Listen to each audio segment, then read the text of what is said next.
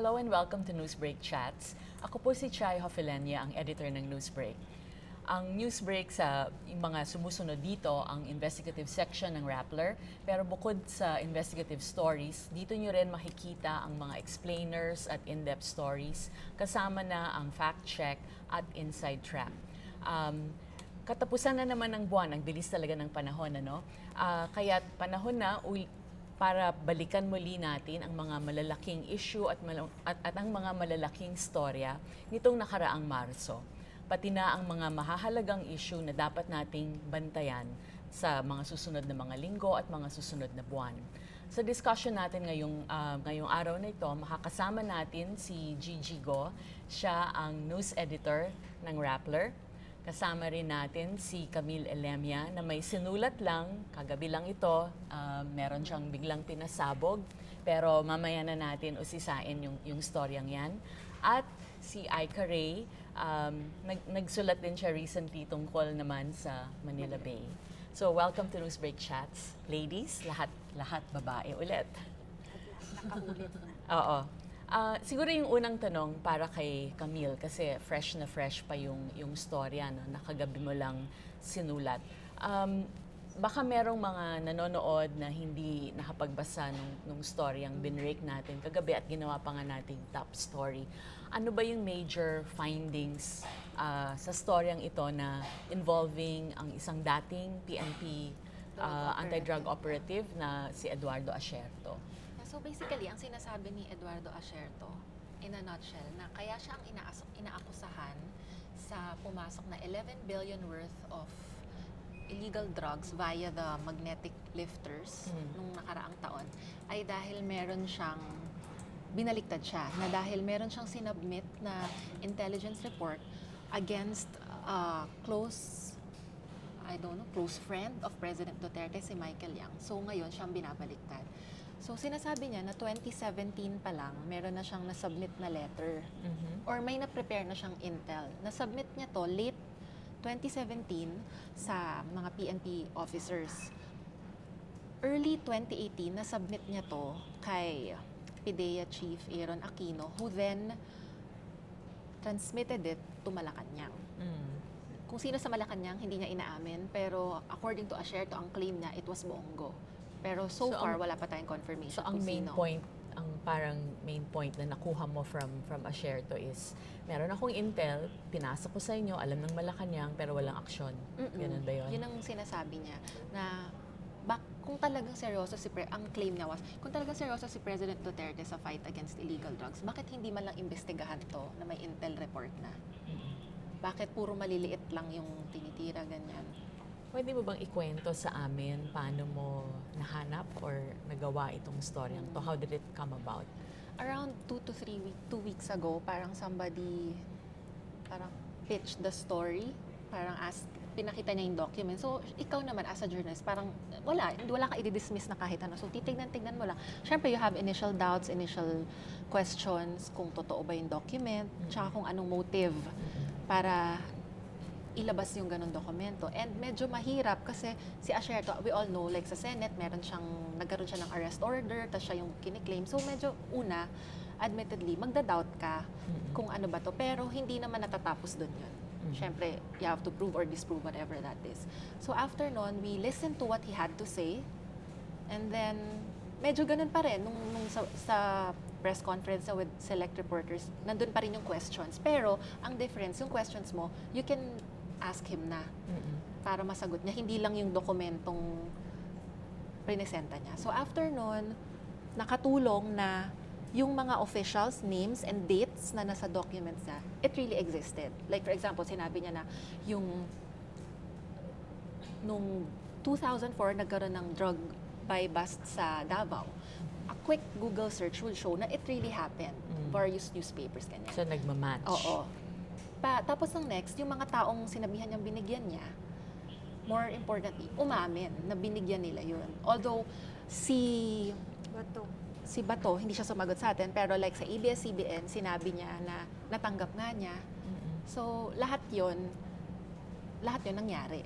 So, nako-corroborate. Ano bang pagkakakilala mo kay Asierto? Parang, dapat ba siyang paniwalaan? Ano ba ang profile niya? Parang kasi at this point, sinasabi niya na, kasi nung una kong nalaman yung story nito, parang, hindi ba parang ang self-serving naman nito? Which I asked him na, hindi ba ang self-serving na ngayon ka lalabas na to clear yourself? Sinasabi niya na dahil nga may death threats na siya. Yun ang kiniklaim niya. Pero, pag ganun ka na kasi kalalim sa drug operation, hindi mo na, yung doubt sa ibang tao na baka part ka na rin nung ibang gang. Kasi yun yung trabaho niya eh. I also asked him that, na bakit, how can we trust you na trabaho mo yan for how many decades now na mag-infiltrate ka ng mga crime groups, gangs, and everything, na hindi ito kagaya lang ng mga operation mo or to clear yourself. Ang sinabi niya doon, dahil daw pinagkakatiwalaan pa rin siya ng mga foreign counterparts niya. And even attaches daw, kinakausap pa rin siya about it. So sa'yo, credible naman siya? Hindi, kung yun lang iti-take mo, pwedeng ang flimsy, di ba? Pero kung na-confirm lahat ng kiniklaim niya dun sa document, parang nako-corroborate. So hindi mo pwedeng i-dismiss lang yung sinabi niya as a way for him to escape charges. Naalala ko nung una nating binrake yung story, parang sabi ni Camille, parang mas in-depth lang itong storyang to. Pero nung tumatakbo na, ang daming chinek, no? Tapos nakapag-input din si Rambo. Parang hindi na siya in-depth lang. Parang naging... investigative. Oo, mas investigative na siya. Ano ba yung prosesong dinaanan ninyong dalawa? Mahirap. Parang Sige nga, kwento mo bakit mahirap. So, nung may story ng ganun lapit sa akin, mahirap naman na magmarunong ka na it's really not my beat because I'm a Senate reporter. So, I had to study and I approached Rambo, or PNP reporter, to ask him ano bang reputation ni Asherto, ano bang inside info sa kanya. So ano start bang pa lang. reputation niya? Ang reputation sa kanya sa loob, madumi daw siya. Pero may isang camp din na nagsasabi na naipit lang siya. So it's parehas eh. It can go both ways. So Rambo, sabi niya na, ano yan, ang parehas naming inisip noon, ang hirap nito. Kasi parang, paano? Saan natin huhugutin? As in, ang tagal namin nag-usap. Pero eventually, kahit nung actually the night before, after nung meeting, kinausap ko si Ma'am Chai na, Ma'am Chai, parang I have my reservations, but it's up to you on what to do, ganyan-ganyan. Ang bilis lang. Kasi morning noon, nung ginagawa ko pa rin yung story, ganun pa rin na, Ma'am Chai, hindi to investigative, in-depth lang to. Eh, mga 11 a.m., lahat na nung mga police officers na, interestingly, hindi sila pala sagot or minsan hindi sila, may issue sila sa Rappler or anything. But when they found out that it was about Asherto, nakipag-usap sila. So we felt na Bakit kaya? there must be something para, kasi yung mga, si PIDEA chief, hindi naman din siya ganun ka-open sa Rappler reporters. Pero nung nalaman niyang Asherto, siguro, it was really alam nila what it was about. Kasi siya, si Cascolan, si De La Rosa, they could not deny the mere existence of the intel report. Eh di ba yun pa lang, wala yan. Kasi it's a secret file eh. I asked around, pag secret file, pwede namang hindi aminin or wala siyang parang record or parang ganun yung dating pag secret file. Pero inamin nila. So ang feeling sa akin, may something to. At saka kung tutuusin, di ba, ang mga whistleblowers, wala namang whistleblower na Malinis. super malinis. Oo. The fact na, kaya nga pwede kang mag-expose kasi kabisado mo Malalim yung... ka na. Yan yung naging isang kalakaran. issue ko kay Asherto because I kept asking, pati yung ibang reporters, na wala ka talagang kinalaman. Kasi dun sa magnetic lifters, kasi inaccuse siya ni Guban, na intel officer ng customs, paulit-ulit. Parang, ako nung inisip ko, paulit-ulit para mag-give siya ng chance na umamin ka na kung meron. Wala daw talaga.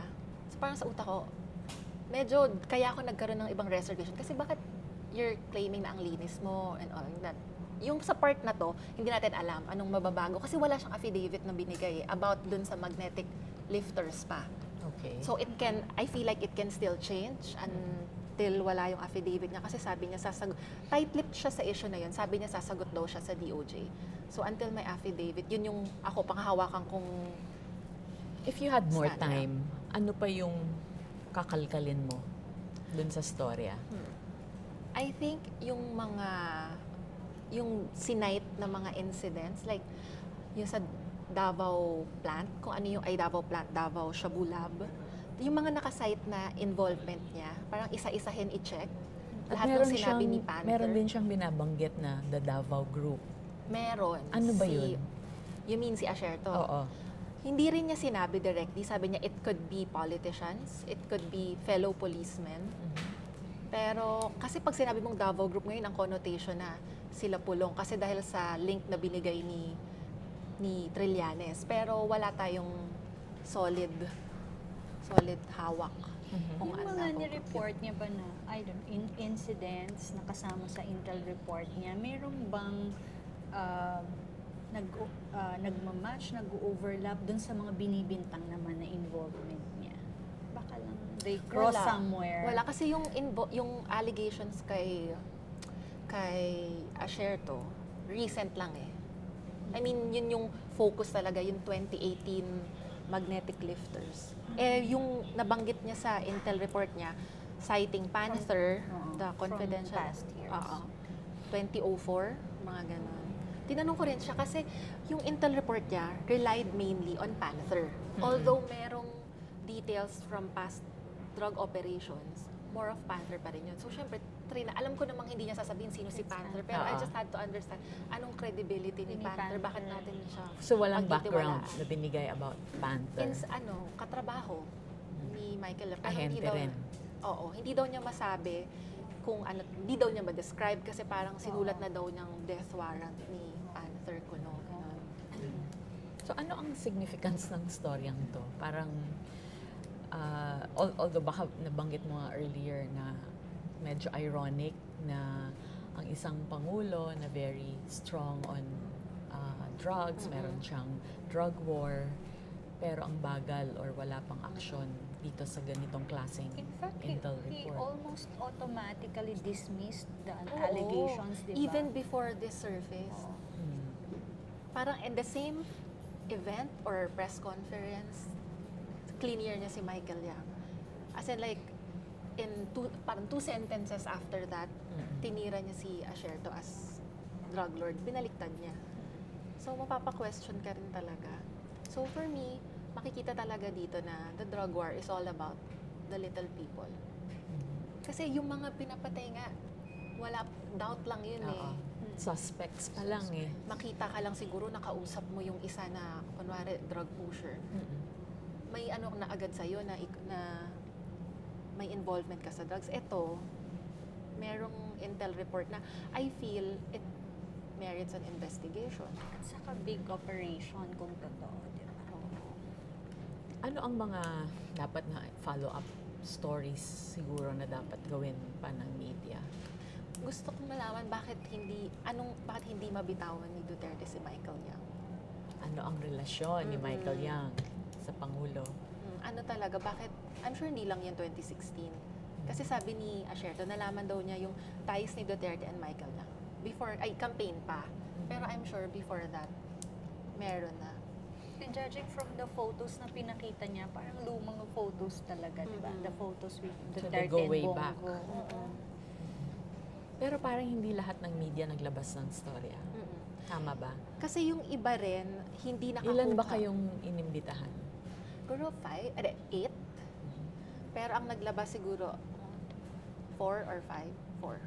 Half of it naglabas. Yung iba kasi siguro, dun lang nalaman yung mga dokumento. Kasi tayo, nalaman ng iba na parang hours before. Tapos tayo, earlier than that. Like, kaya sila 2 hours. Tayo mga ganun lang din. Pero, ang hirap na hindi mo yung iba kasi dun lang din nabigyan eh. So, they needed time to study. Yung iba ganun. Pero yung iba, initially may go signal na daw na payagan, biglang binawi ng boss nila. Hindi pinaere. We'll never know why. Okay, sige. So, itong storyang tumukhang malalim eh. At meron pang ibang patutunguhan. So, Camille, siguro, among the many other stories na ginagawa mo, tutukan mo pa rin yan. Tumungo naman tayo kay Aika. Si Aika, dati nagsulat ka about Boracay. Tapos ngayon naman, Manila Bay. Bakit ka ba may interest sa mga big bodies of water? At sa clean up. Oo, mga clean-up. No, I think, nagsimula kasi siya sa Boracay. No? So, nung narinig namin na biglang Manila Bay naman yung i-rehabilitate, parang medyo nagulat ako, nagulat din si Ralph, yung isa pang nagsusulat about environment at that time, na bakit Manila Bay? Kasi nung in-interview ko before yung DNR, ang sinabi nila na about mga tourism destinations, yung focus nila. So parang ako, bakit Manila Bay? So, nung talagang nagkaroon ng big thing na i-rehabilitate nila yung Manila Bay, nagkaroon ako ng interest. And hindi lang naman kasi siya katulad ng Boracay. Yung Boracay kasi maliit na island, capable of shutting down for 6 months. I mean, even if, syempre meron ding mga ibang issue naman na nangyari dun, no? Pero hindi kasi nila pwedeng i-shut down yung Manila Bay to solve its problems. And initially, the promise was, we'll make Manila Bay swimmable in 6 months or by the end Totoo of ba the yun? year. Doable ba yun? Definitely not. Ang dami ng 6 Oo months na nga. deadline na Bakit hindi favorite na ang 6 months? Favorite nila yung 6 months, di ba? Oo. Hindi kaya ng 6 months or the end of the year.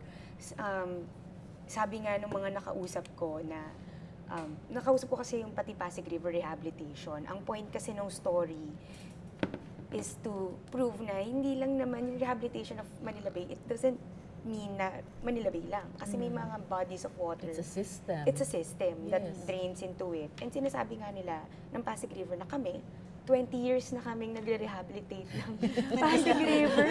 Hindi kaya. Hindi pa. Hindi At pa ilang siya. rivers yung nagde-drain into Manila Bay? 17. Oo. Oo. And Pasig River is just one.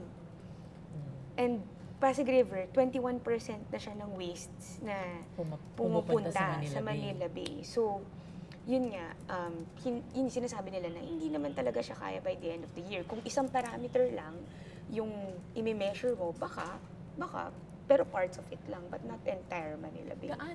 Gaano ba komplikado yung problema? When it's yon, obviously by sheer size talagang ang hirap ma-imagine na masosolve mo siya malilinis mo siya in 6 months. Pero ano ba yung different factors that are at play? So, kasi di ba yung Manila Bay, yun nga, nagfo-flow yung Pasig River into it.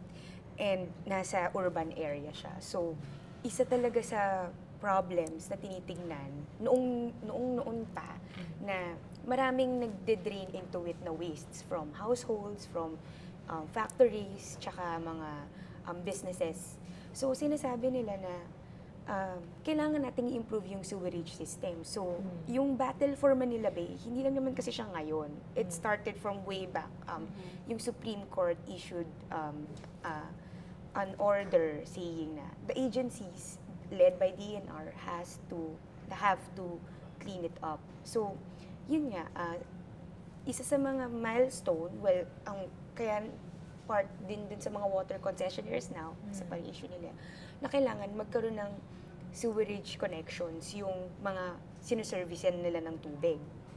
And right now, 21% lang total ng Maynila at saka ng Manila Water yung merong sewerage connection. 1/5 lang ang may sewerage. 1/5 lang So, of sana- the entire, di ba? So imagine, ang laki ng population sa Manila, pero 1/5 lang yung merong sewerage connection. Yung iba, basically sinasabi nila na they're facing challenges from mga village officials kasi ayaw pumasok doon. Or yung iba sinasabi nila mahal. So, tas syempre yung problema din ng informal settlers na diretso talaga nagde-drain doon. Meron nga kaming nakausap sa may bandang Cavite part na sinasabi niya na 27 years na siyang nakatira doon sa mga stilt houses.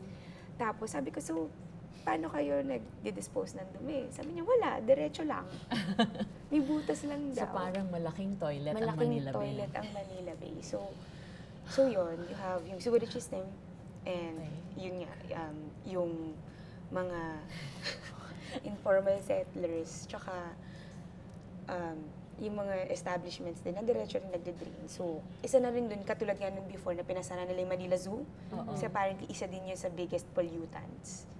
yun yung liquid waste. So, iba pa rin usapan yung solid waste, yung katulad na nakikita nating basura na tinatapon diretso doon. So, halo-halo. Meron Halo-halo. kang human waste, meron kang waste from factories. factories or like say yung mga kainan, di ba? Restaurants. Kitchen wastes, ganyan. Doon din. Doon ang daloy. Oo.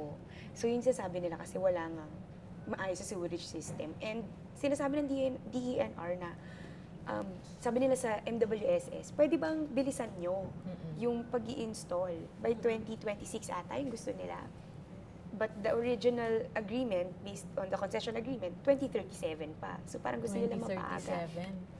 Na 100% coverage. Ilang taon na tayo na? Yung siguro maganda din give the viewers an idea na when you say Manila Bay, hindi lang Hindi naman lang siya siya. yung stretch ng Oo. Rojas Oo. Boulevard, Hindi di ba? Ano-ano yung sakop niyang So you have probinsya or NCR, cities? NCR, Region 4, Cavite, 4A. Region 4A, and then Central Luzon. So ganun siya kalaki. Ano ang Region 4A? Region 4, ang kasama lang doon, Cavite, parts of Laguna, parts of Batangas, tsaka konting parts of Quezon. Yeah, and then sa ano naman, Central Luzon. sa Central Luzon, Nueva Ecija, Pampanga, So, ganun Bulacan, kalaki, ganun tsaka kalaki. Bataan. Tapos 6 months lang. Tapos magde-drain sila sa Tas, Manila oo. Bay. Okay. Tapos syempre, I mean, di ba, sa Metro Manila, yun nga yung problema, human wastes, tsaka yung from the factories, etc. Pero sa other regions naman, ang problema naman doon is yung aquaculture, tsaka yung mga agricultural waste, fertilizers. So are you saying nagtidrain. na yung major problem na, so kailangan maayos mo na ang sewerage system? Yun talaga. Nung lahat ng probinsya na yon Well, or mas Metro Manila lang. majority talaga Metro Manila. Pero syempre, kailangan din nilang i-address yung other areas. Well, kasi yung sa concessionaire naman, Metro Manila lang, tsaka Cavite, tsaka Rizal, yun lang yung sinuservicean nila. The rest of the provinces, kanya-kanya. So sayang, di ba? Ang ganda-ganda ng sunset sa Manila Bay, very romantic, tapos Pero ang toilet tao, pala. yeah. If you Ito filter na mo pala. na lang pag kumuha ka ng sunset photos. Wow. Ganon. Sige. Filter the water. Shift tayo sa, speaking of Eto dirt tayo and sa- waste, may malaking magaganap this week Yeah. sa Friday, di ba, G? Yeah, they Ano ba will. yung big political story? On Friday, it's the start of the local campaigns Mhm. for 2019 elections. Bakit ba waste? So, mas maingay, mas magulo, mas intense yung rivalries. So, yun. So ano yung dapat bantayan na cities or provinces?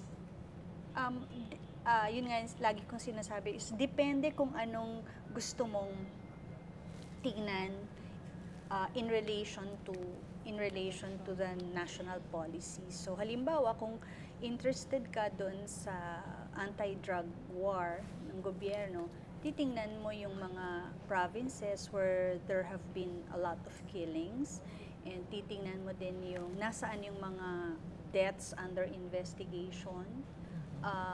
So far, the PNP has not released to us any provincial breakdown or breakdown na to, parang regional. Ano yun? We requested? Yeah, we but- requested, pero wala pa. Pero pwede mo kasing sundan yung bulk, yung frequent na EJ case kasi tumatakbo, di ba? Dati nasa Tondo area, tapos pumunta na sa northern part ng Metro Manila. Tapos it turned out, ang bago palang hotbed ay Central Luzon, sabi ng report ni Yes. Rambo. And then, napansin mo din na nung naglipat si President Duterte ng isa sa mga favored police officers niya to head the Cebu City Police, doon naman dumami, di ba? As I was saying, yung mga local news sites sa Cebu, parang every day they have an alert about people being killed extrajudicially. So it looks like yung pattern ng nangyari sa Manila, Northern Metro Manila, Central Luzon, and Cebu is whenever Visayas there's a naman. new police director, police chief, who had an experience or who had a term in Davao, Alam na kung parang doon paano. pumupunta yung EJ case. So, So it's yun. traveling. Yeah. So yun, kung ang gusto mong tingnan, kung interested ka sa anti-drug war, yun yung mga titingnan mong local governments. And then, kung interested ka naman sa infrastructure, sa build, syempre titingnan mo din naman yung regions na nasaan yung bulk ng mga infrastructure projects under build, Pero ifo-fund ng mga loans ng China. Anong kakaiba about itong election na to? Kasi every 3 years may local elections. Yeah, as we said dun sa editorial natin nung Monday, you have a mayor, a former mayor who's now president, and he's bringing yung tactics ng black propaganda, demonizing your enemies. He's bringing that tactic sa parang nationwide. So parang naging national. Unang-una is a few weeks ago bigla kang nagbasa ng listahan ng mga local officials who are supposedly involved in the drug trade. Tas, even if human rights groups and media watchdogs have been saying na hindi pwedeng ganyan kasi bigla ka na lang nang sira ng reputasyon, parang kung meron ka palang intel, kung meron kang information, speaking of drugs and intel, mag-file ka ng kaso. Hindi yung And they ipapublicize tried mo. to remedy that by saying meron naman silang administrative charges. Yung administrative charges is just because they failed to form constitute an local anti-drug council. Iba yun sa you're involved in the drug trade. Pero pag as I was saying sa discussion natin sa central desk, dati, pag tumatakbo ka sa local elections, ang nagbablock propaganda sa'yo, yung kalaban mo lang sa local election. Ngayon, ang nagbablock propaganda sa'yo, presidente ng bansa. Dala-dalawa ang pinoproblema Oo, mo ngayon. tapos dati, ang mga black propaganda is may kabit ka, closet queen ka, pinapad mo yung amount ng supplies or yung supplier ng City Hall ay kumpanya ng kaibigan mo or ng asawa mo. Ito, something that really ruins reputations and really accuses you of destroying lives and families and communities. And given the patterns na nakikita natin na may mga local officials na pag nabanggit sa drug list or namura ng presidente sa speech, parang weeks later, months later, pinapatay. So ang sense mo, Diba? malaki yung Diba? impact ng paglabas yung pag-publicize nga ng drug list. Feeling ko Yes. that's also their goal. Oo. Diba? So they're achieving Parang siguro parang if the president doesn't like you, sorry. parang yun yung death sentence ng candidacy mo. Speaking of that lang, kasi isa yun sa mga parang, at the same time, no early part of doing this, a share to story, di ba, I have my doubts. Pero, naiisip ko rin, bakit ang taas ng standard natin sa paniniwalaan natin? Pero yung presidente, yung isa, yung ginawa sa kanya, and to many others, Correct. ang bilis. So, parang dun yung Double natutorn standard. ako, Oo. na parang, bakit kino-question ko ng kino-question, pero yung isa naman, yung ina-accuse now, in this case, the president, in Malacanang, ang bilis-bilis mag-throw ng any accusation. So, ayun. Very good Into that. point. Sa Senado ba, parang kasi hindi lahat hindi lahat ganun ka-involved. Parang pag presidential elections yan, mataas ang level of awareness at saka yung involvement. Pero pagdating sa local elections, kahit senatorial elections, parang lukewarm ang ibang bumoboto. actually yan, traditionally, pag tiningnan mo yung national turnout, laging mas mataas kapag presidential election. Siguro feeling nila na Yung feeling may parang impact. mas may stake sila, parang it's president and vice, you're choosing only one for each position. Parang ang high stakes, di ba? Unlike pag senador na, 12 naman yung pipiliin ko, so... Hindi ko wala.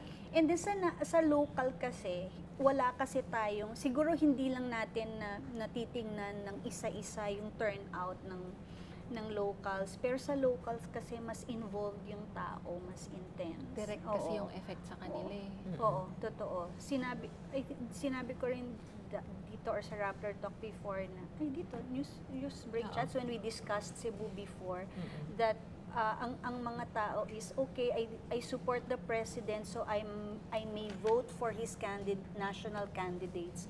Pero when you start meddling with my local politicians, with my local races, mas protective na ako kasi, I may not actually vote for who you are endorsing in the local race kasi mas alam ko yung community ko, mas alam ko yung concerns, at mas kilala ko yung mga kandidatong tumatakbo, so hands off ka dito. Ano ba ang impact ng results ng Senate elections? Parang why should people care? Bakit napakahalaga ng senatorial elections? Tapos yun, nabanggit mo na naman yung sa local, no? Kasi may effect yun sa akin. Diretso, Oo. everyday. Yung national kasi, yung Congress is, syempre kung ano yung legislative agenda ng presidente. And for a lot of observers who are afraid of any careless tinkering with the Constitution, very crucial yung magiging make-up ng susunod na Senate. Kasi ang House, definitely sigurado tayo, basta strong yung leadership, yung kumukumpas, pag mayroong charter change bill, papasa. Like what Gloria did. Pero ang Senate, na-dribble nila, diba, na-resist nila yon because ang composition mo largely is mas nag-iisip ng anong consequences nito, anong feasibility nito, but if you will look at the top 50 ng pre-election surveys at mukhang ang mga papasok ay talagang mag-yes lang ng mag-yes sa presidente. Ngayon kasi Pwede kaya hindi nilang sila, kaya yung mga current matuloy. senators, ano pa yan sila yung stage na umusbong yung federalism charter change, parang kapaan pa. Okay. Pero ngayon, nung latter part na, they wanted to save, parang nakikita kong primary reason na yung they wanted to save yung selves nila. Kasi pag nawala yan, walang assurance na You mean May the Senate Senate, as an oo, institution? wala ng senador, Pwedeng wala ng maging Senate. unicameral kasi. Oo. Pero hindi tayo makakasiguro kasi yung mga papasok, strong ties talaga. Ano ang sense nyo? Anong forecast nyo? Anong kalalabasan nitong election na to? Bawa sa Senate, may chance ba ang opposition or sorry na lang? Yeah, we Anong had an sense analysis written by Carmela that if you will observe kasi the past pre-election surveys, yung top 15, kahit nakarank sila ng 1 to 15, yung lamang nila na percentage points sa isa't isa ay napakaliit. Liit lang. Parang halos halos covered nung margin of error. So, it's really Very tight. very tight. So, yung ranking mo sa surveys may not necessarily be your ranking sa actual na outcome. Pero siguradong papasok ka. Ang delikado, I think, yung lower half. 10, 13, Oo. mga Or mga 7. starting sa 8. Kasi sila yung nagpapalit-palit pa every survey. Parang yung first 7 medyo secure At saka na. di ba dati yun yung joke na mas madaling madaya pag nasa Madali Pag naman nasa baba ka. Kasi pag nandadaya ka talaga yung nasa dulo. Pag Kasi nasa laylayan. halata. Halata kasi pag dinaya mo pa yung nasa number 1, nasa number 2. But then now you don't know kasi automated. So, Pero si Bongo, di ba? Yun nga eh. Napaka-amazing. tingin mo he'll anong tingin? be able to go to number 1? Madidislodge kaya si Grace Si Grace po. Given how the president badly wants him to win, and I don't think the president cares about Grace po, baka pang-asar lang pwede niyang pagiging number 1 si Bongo. Diba? Unti na lang eh. Oo. Okay. Aika, meron kang gustong idagdag? Isip ko lang, like, may effect kaya yung sinabi ng COMELEC na i-take down yung mga TARPs ni Bongo. Or like, di ba sinabi nila yung mga cash assistance ni Bongo dun sa mga fire victims, pwede daw gawing election offense. Ang problema wala. kasi doon, those are election offenses, pero somebody has to file a complaint Correct. with the COMELEC. And as Who I will said dare in do my that? newsletter, lahat tayo nag-uusap ng pwede namang may mag-file, pero walang nagpa-file. I've been calling on election watchdogs na kaysa nag-statement lang tayo commenting on issues, bakit hindi kayo ang mag-file ng case? May mga volunteer lawyers group naman, but hindi sila mag-file ng case. Yung COMELEC, kasi naman is, what would you expect if you ask halimbawa James Jimenez, the spokesman, is this a form of vote buying? Siyempre sasabihin niya, oo, kasi malinaw naman sa batas that it's a form of Yes. vote buying. In the case naman of taking down the DOH tarpaulins, Malasakit niya. oo, kaya naman yung sinabi ni Commissioner Guanzon because somebody tagged her or asked her sa Twitter that, what are you going to do with this? Eh di sasabihin niya, of course, like any Following the rules. commissioner is, may rule tayo against that, so we will ask the DOH. It's not like there's a COMELEC na ang tapang or aggressively or on its prosecute. own going after violators. So kailangan manggaling talaga sa citizens, sa voters. Okay, siguro on that note, sabi nga ni Gigi, kailangan talaga ng citizens' involvement dito sa election na to. There's a lot that's at stake. Hindi lang, syempre yung drugs is one, napakahalaga. Tapos the environment din, no? So, yung mga millennials, yung mga of voting age, sana bumoto kayo, makialam kayo sa darating na election because it's not just our future, but more importantly, your future that's at stake. Salamat sa pakikinig. Welcome ulit at subaybayan ulit kami sa susunod na buwan.